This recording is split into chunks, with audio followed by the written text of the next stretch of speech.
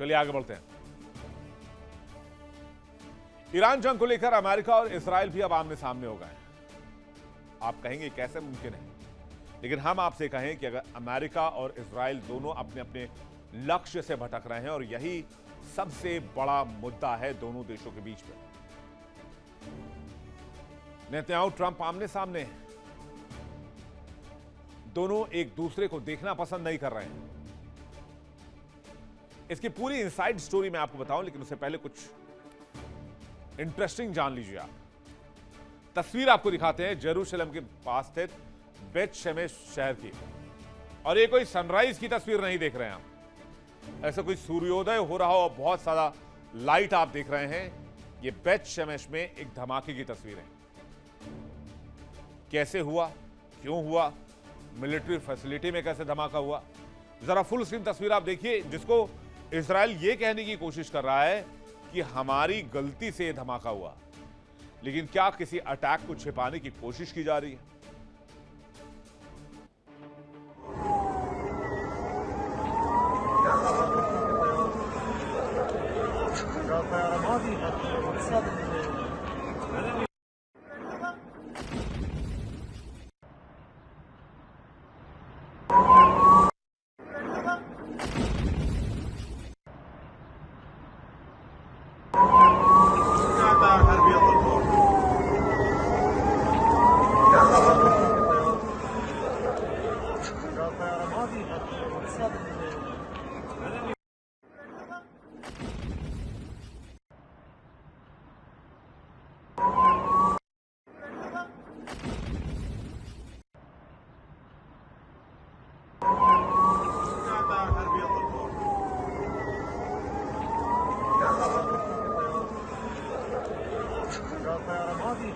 ये तस्वीर जेरूशलेम के पास बेत शेमेश शहर की है, जहां पर न्यूक्लियर साइट के पास जोरदार धमाका हुआ। इजराइल में आसमान फाड़ देने वाला धमाका। कहते हैं आसपास का पूरा इलाका दहल गया और लोगों ने भूकंप के हल्के झटके तक महसूस किए। अब दो तस्वीर आपको दिखाता हूं, किस तरह से धमाका हुआ और लोग किस तरह से डरे हुए हैं। इजराइल कह रहा है यह धमाका किसी देश का हमला नहीं है, बल्कि ये एक ट्रायल था। सवाल उठता है कि बिना किसी प्रायर इंफॉर्मेशन के, बिना किसी रणनीति के अचानक से किस चीज का ट्रायल किया जा रहा था, क्या टेस्ट किया जा रहा था?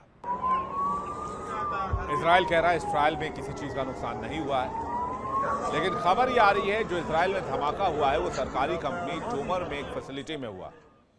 टोमर कई तरह के मिसाइल और रॉकेट प्रोग्राम में इस्तेमाल होने वाले रॉकेट प्रोपल्शन सिस्टम को बनाने और उसके उत्पादन करने का काम करता है, जिसमें एरो 3 है और बराक 8 जैसी इंटरसेप्टर मिसाइलें हैं, जो सतह से हवा में मार करने वाली मिसाइलें हैं, और साथ ही एक्स्ट्रा और एक्यूरेट जैसे आर्टिलरी रॉकेट भी शामिल हैं। यानी सरकारी कंपनी में धमाका हुआ, आर्टिलरी में धमाका हुआ। खबर यह भी है कि इजराइल ने जो अमेरिका से हाल ही में रक्षा प्रणाली और हथियार खरीदा था, इसे यहीं रखा गया था और उसी जगह यह धमाका हुआ है।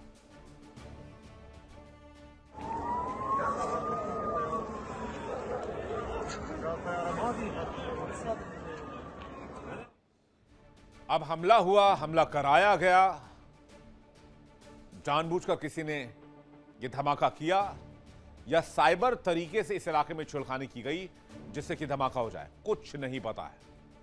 इजराइल भी इस मामले में कुछ खुलकर बोलने को तैयार नहीं। इजराइल इस मामले की जांच भी करा रहा है।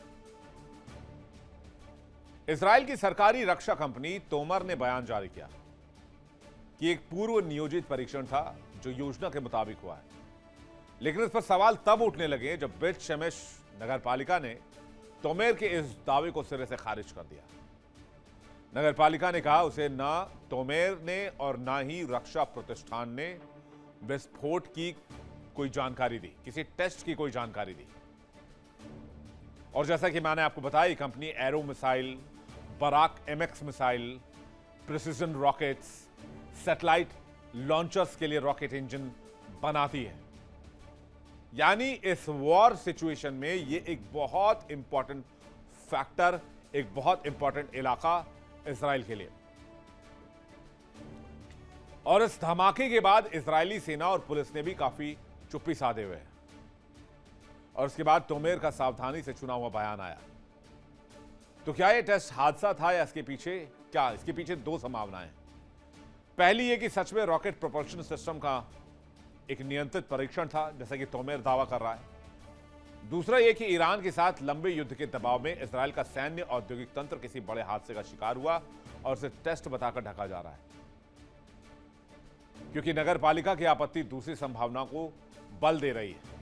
एक और पहलू, यह विस्फोट ऐसे वक्त में हुआ है जब ईरान के साथ युद्ध जारी है और इस्राएल नए हथियारों की तेजी से टेस्टिंग कर रहा है। देखिए इंडिया डेली 24/7 अब आपके स्मार्ट टीवी पर। इंडिया डेली मौजूद है सभी डिजिटल प्लेटफॉर्म पर लाइव और लगातार। इंडिया डेली 24/7 हर दिन राष्ट्र को समर्पित।